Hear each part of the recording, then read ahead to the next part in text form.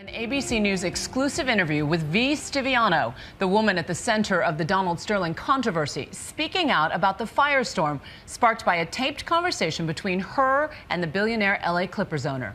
In the face of the scandal, she's been hiding behind a visor until now. She sat down with ABC's Barbara Walters for the first time just a short while ago. Daily skate every day like this. Just one block?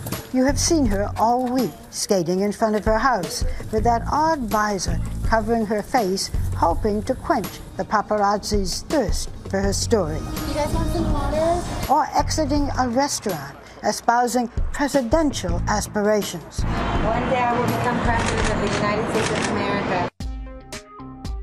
Who is she? She is 31-year-old V. Stiviano, the woman often at Sterling's side at Clipper games, and she is nearly 50 years his junior. I'm his confidant, his best friend, his silly rabbit.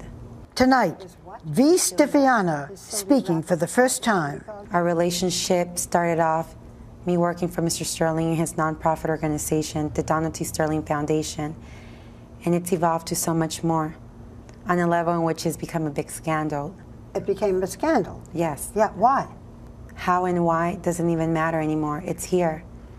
And some things needed to be brought to the light. The woman at the center of the Donald Sterling controversy, the billionaire's confidant, heard first on these tapes. Yeah, it bothers me a lot that you want to broadcast that you're associating with black people. Do you know that you have a whole team that's black that plays for you? Do I don't?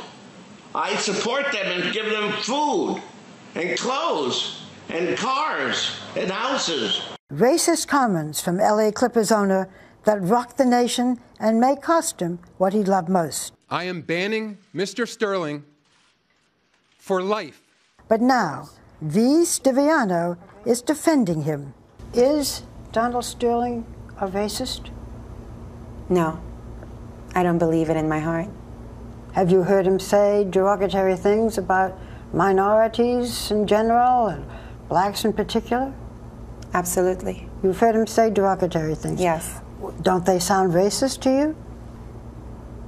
I think the things he says are not what he feels.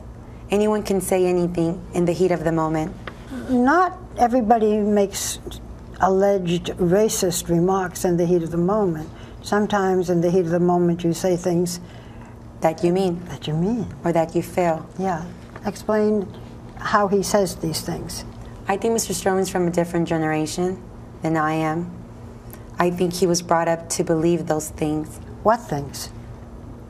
Segregation, whites and blacks. He was brought up to believe these believe in his own way, and they're ingrained in him, deep and rooted in his body and in his mind. But through his actions, he's shown that he's not a racist. Through his actions, he's shown to be a very generous and kind man. She claimed that these conversations were never intended to become public. These conversations were in private. Nevertheless, they became public. And because they did, a lot of people have been hurt by it. His wife, his children. So how did they come to light? These things that he said to you were recorded. Did you know that? Yes, I recorded them. But how did they become public information?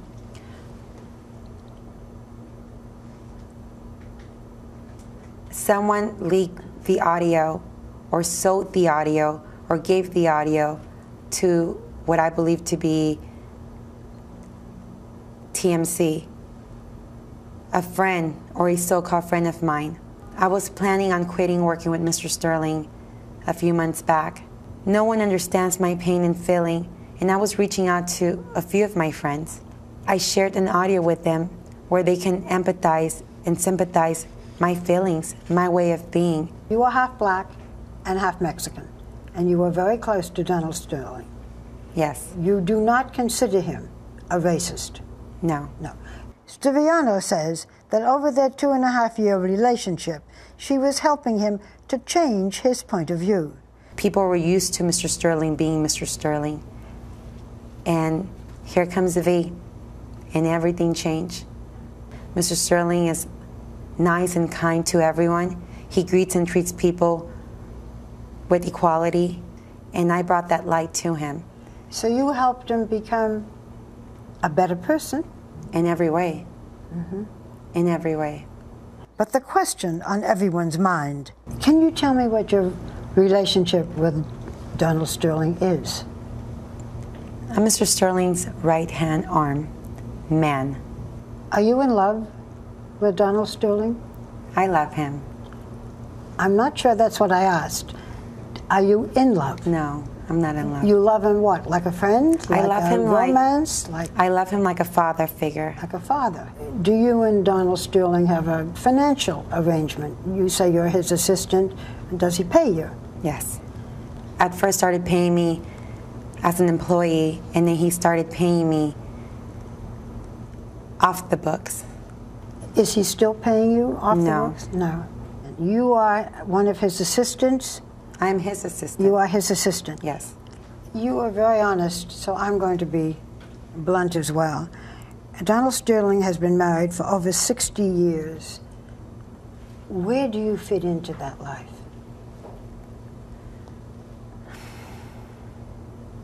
I don't. Mr. Sterling's marriage is Mr. Sterling's marriage and relationship. I'm not part of that life. What's the biggest misconception about you? That I'm a mistress or a whore or a woman of the night. People have seen you walking with a visor. Why the visor? I'm hurting. I'm in pain. It hurts to see someone that you care about hurting.